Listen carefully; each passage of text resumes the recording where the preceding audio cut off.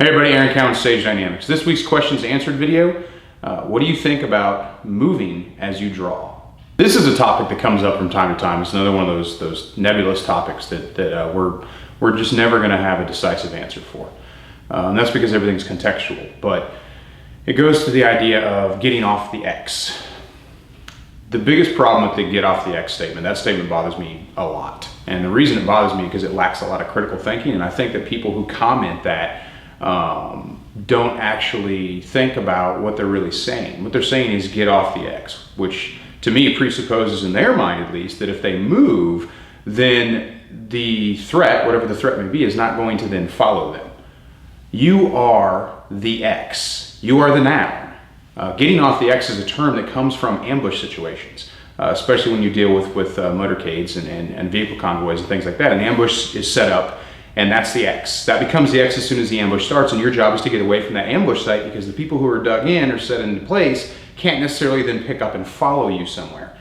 That term and that terminology, that letter of the alphabet and that concept does not apply to you, your whole person dealing with a threat in a parking lot or in your bedroom or in the mall or wherever you go. So you're the X. So there is no getting off the X when it comes to self-defense shooting, if you kind of understand what I'm talking about. That's not me saying that movement isn't important, because movement's very important.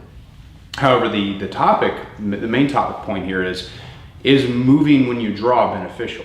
Well, yes and no. So here's the overriding concept and the most common technique I see. Draw as they move as they draw. So as they draw their firearm, they take one step to the left or the right.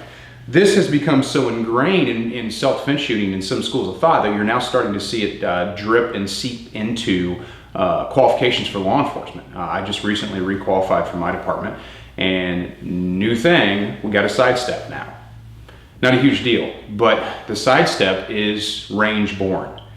Think about being on the firing line. I've got 12 shooters. I want to get them used to the idea of movement, but for safety's sake, if I want to run all 12 guys, I can't have them move around a whole lot. So I'll just have them take one step to the left or one step to the right when they draw their gun, and I'll call that movement training. No, you shouldn't.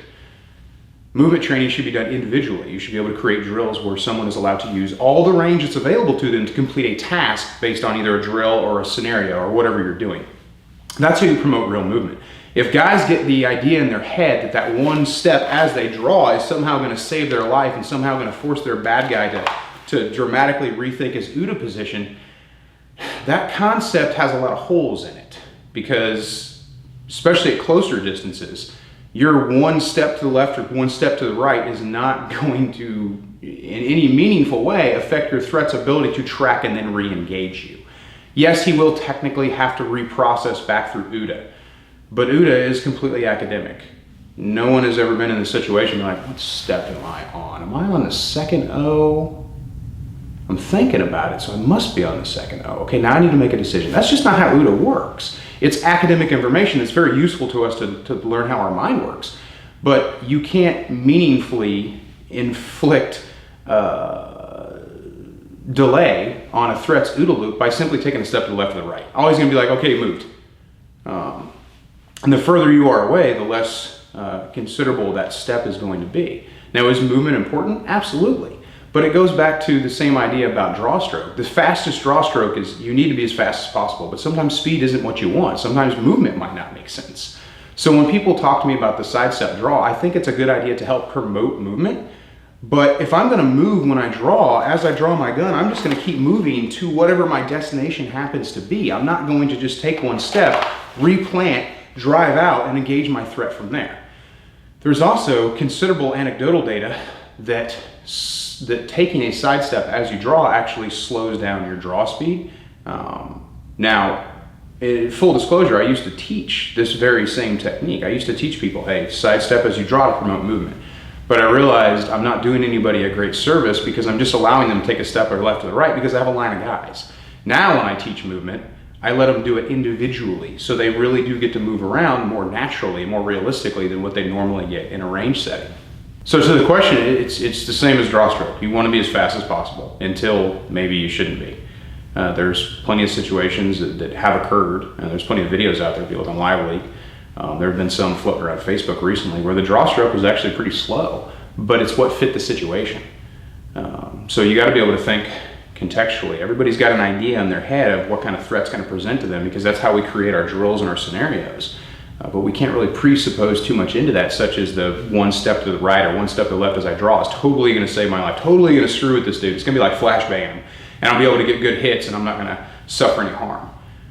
If you're going to take one step, you might as well take 15. You might as well move to the nearest point of cover or concealment. You might as well move back to a hard point that you can use as a barrier between you and this guy who's got a knife. Those are things you should be thinking about when you think about movement. You shouldn't be thinking about just one step to the left or the right, because that's not, unless that one step to the right puts you behind a really solid piece of cover. And is that cover going to be beneficial? Is that cover something that can be flanked? Is it something that can't be flanked? Is it something that is going to allow you to engage the threat most effectively? These concepts and these questions have to be answered when we start talking about movement left and right. So I guess my answer to the question is, it depends. If you need to move, then you should be moving, and it shouldn't be thought of as a technique. It should be thought of as, this is what has to happen. So I don't really need I really need a technique for it. You know what I mean? I just have to move and draw my gun as I'm moving to wherever my destination is. Movement without purpose has no purpose. Movement without purpose may not serve a purpose. Movement without purpose may actually get you hurt.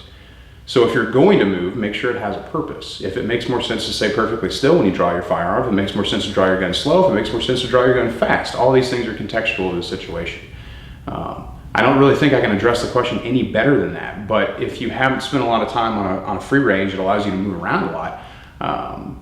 You can measure this yourself, isolate that skill set and see if you're faster, if you really are faster, and if you are as accurate doing that move and draw versus just getting the gun out and going to work. I'm Aaron Campbell, Sage Dynamics, Training Coordinator.